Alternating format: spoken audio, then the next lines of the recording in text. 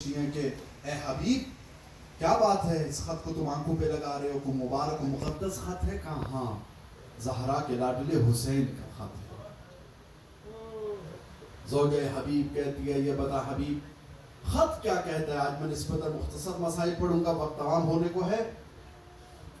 کہا خط میں کیا لکھا ہے حبیب؟ رضادارو خط میں دو عبارتیں ہیں، ان میں سے ایک عبادت یہ ہے کہ اے میرے دوست حبیب میں دشمن کے نرغے میں گھر چکا ہوں۔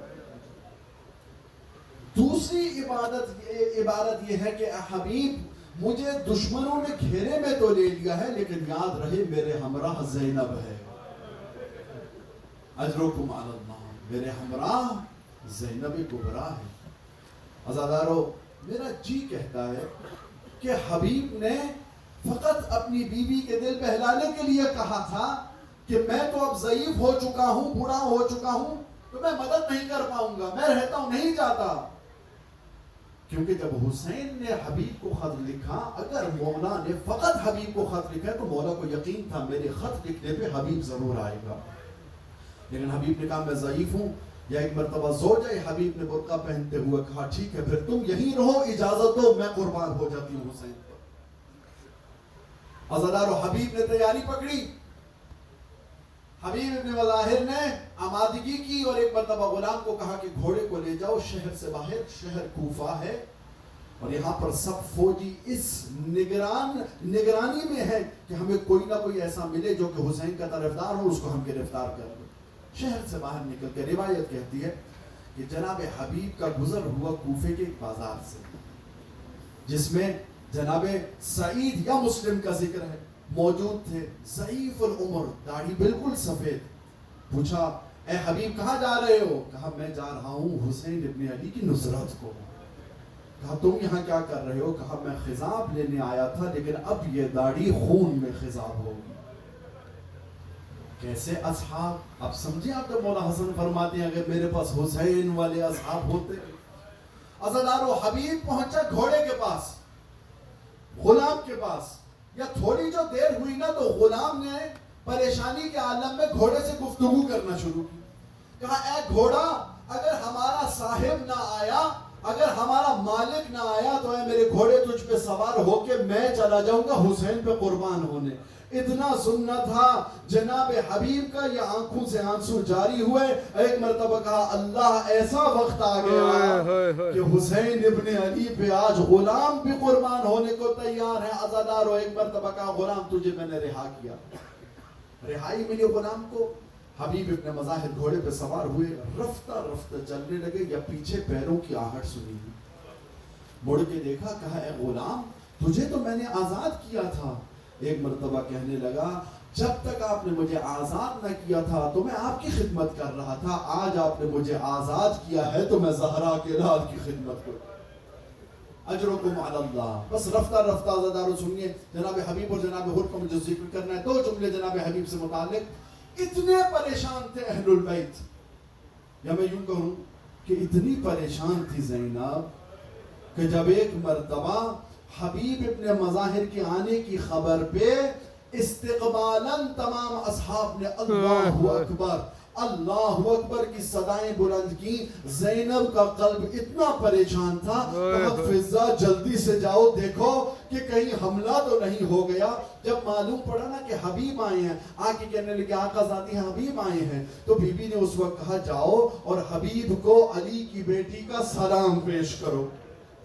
عزادارو بی بی فضہ آگے پہنچی، آگے سلام جب پیش کیا نا تو روتے روتے حبیب زمین پہ بیٹھ گئے اور کہے واہ خدایا آج اتنا غربت کا وقت آ گیا کہ شہزادی زینب کا بھی سلام مجھے پہنچا۔ عزادارو روز عاشور جناب سعید، میں تمام مصائب چھوڑوں سے ایک جملہ میں جناب سعید سے متعلق کہنا چاہتا ہوں، پھر جناب حر کا مجھے پڑھنا ہے۔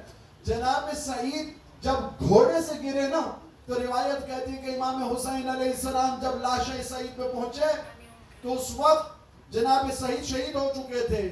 اللہ کو مخاطب ہو کے کہا بارے الہ میں حسین گواہی دیتا ہوں کہ یہ حبیب اس نے کبھی بھی قرآن کا دامن نہیں چھوڑا، ہمیشہ قرآن کی تلاوت کرتا تھا۔ عزادارو گنج شہداء میں شہیدوں کا لاشا جہاں پڑا تھا وہ حبیب کا وہاں پر لاشا رکھا، لیکن روز عاشور کے بعد جب تمام سروں کو نیزے پر بلند کیا نا تو اس وقت عزادارو خولی کے ہاتھ میں حبیب کا سر تھا. کوفہ پہنچا قافلہ یا قاسم ابن حبیب جو کہ روز عاشور شہید نہ ہوئے خولی کے پاس آ کر کے کہتے ہیں خولی یہ میرے بابا کا سر ہے, یہ تم مجھے واپس دے دے. خولی کہنے لگا مجھے لینا ہے انعام, میں تجھے سر نہیں دے سکتا. کہنے لگا یوں کر کہ جو انعام تیرا مقرر ہے وہ میں دیتا ہوں, تو فقط مجھے سر دے دے. پھر بھی نہیں مانا, کہا نہیں سر مجھے وہیں پر لے کے جانا ہے, شماری ہوگی.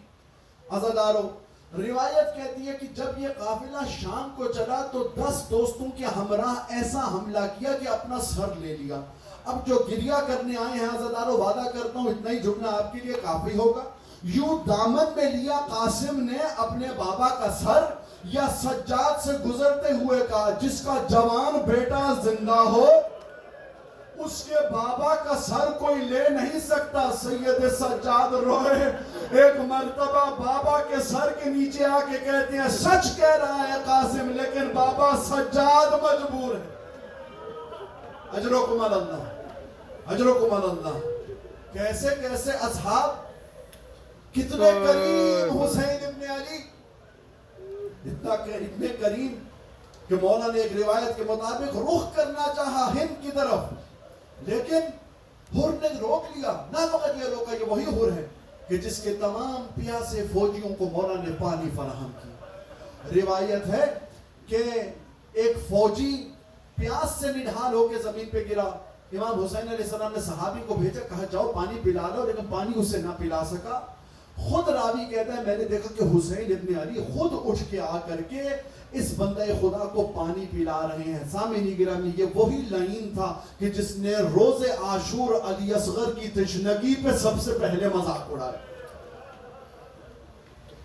جناب حر نے لگام پکڑی گھوڑے کی اور کہا کہ میں آپ کو جانے نہیں دے سکتا. مولا نے ایک جملہ کہا, مولا فرماتے ہیں ثقلت کا امک, اے حر تیری ماں تیرے غم میں روئے.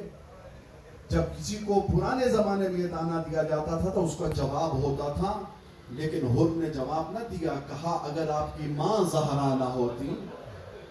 اسی وقت مولا سمجھ گئے تھے کہ اس میں نور ہدایت ابھی باقی ہے. عزادارو آئیے چلتے ہیں شب عاشور کی طرف. جناب حر ایک طرف جنت دیکھ رہے ہیں اور ایک طرف جہنم دیکھ رہے ہیں.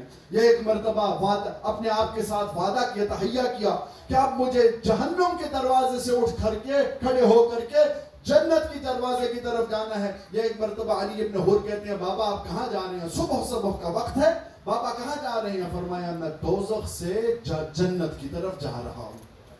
کہا لیکن بیٹا ایک کام کر, بیٹا میرے آنکھوں پہ پٹی باندھ دے, میرے ہاتھوں میں رسیاں باندھ دے. کہا بابا وہ کیوں؟ کہا جب حسین مجھے دیکھے تو انہیں معلوم ہو میں جانتا ہوں میں آپ کا مجرم ہوں. عزادارو دور سے دیکھا حسین ابن علی نے جناب حر کو آتے ہوئے, جلدی سے تیاری پکڑی, کہا عباس چلو حر آ رہا ہے.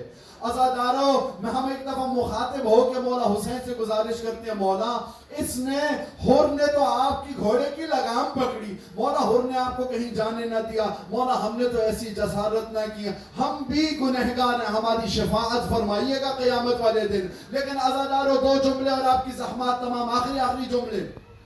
حر پہنچے یا ایک مرتبہ اپنے آپ کو زمین پہ گرایا نا تو مولا نے یوں دونوں شانوں سے پکڑ کے حر کو جب کھڑا کیا تو کہا حر پریشان نہ ہو, گلے لگا کے کہا تو میرا اس دنیا میں بھی بھائی ہے, تو آخرت میں بھی بھائی ہے, گھبرا مت, تو جانتا ہے میں کریم ابن کریم ہوں. عزادارو حر نے کہا سب سے پہلے مولا اب میں آپ پہ فدا ہوں گا. لیکن عزادارو جیسے ہی اجازت ملی تو علی ابن حر آگے بڑھ کے کہنے لگے مولا جوان بیٹا ہو, بابا کا لاشا ہو تو جوان کی جوانی برداشت نہ کرے گی, مولا سب سے پہلے مجھے اجازت دیں. عزادارو علی ابن حر نے بخوبی جنگ کی. خوب جنگ کرنے کے بعد جب علی ابن حر گھوڑے سے گرا, زین سے زمین پہ آیا تو بابا سے بلند کہا یا ابتا, بابا میری مدد کو آئیے, او میرے ضعیف اور بوڑھے دوستان اور بزرگان جن کی جوان موتیں ہوئی ہیں نا وہ جانتے ہیں کہ جوان بیٹے کی لاش پہ آنا آسان نہیں ہے. جلدی سے اپنے آپ کو سمیٹا حر نے اور اب جلد بازی میں چلا مقتلگاہ کی طرف, لیکن پہنچنے سے پہلے زہرا کا لال موجود ہے. عزاداروں لاشا اٹھانے کی کوشش کی, حر نے مولا نے ہاتھ پکڑا, کہا عباس آؤ, فلان آؤ, لاشا اٹھاؤ. جوان بیٹے کا لاشا کبھی بھی بوڑھا باپ نہ اٹھائے. میں کہتا ہوں مولا قربان, کاش جب علی اکبر کا لاشا اٹھایا تو کاش کوئی ہوتا کہ یہ بھی کہتا حسین جوان بیٹے کا لاشا بوڑھا باپ نہیں.